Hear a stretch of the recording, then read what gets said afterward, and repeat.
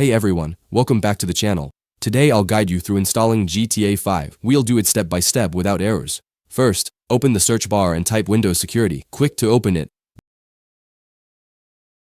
Then choose Virus Threat Protection and move to the Manage Settings option. There, switch off the real-time protection. Now minimize this window for later use. Next, double-click the setup file, hit Yes, pick your language, and press OK.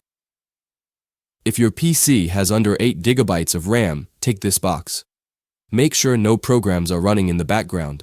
Then press Next, again Next, and choose the installation path.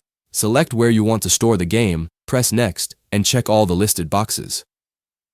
Then move forward to the Install option. After installation completes, reopen Windows Security.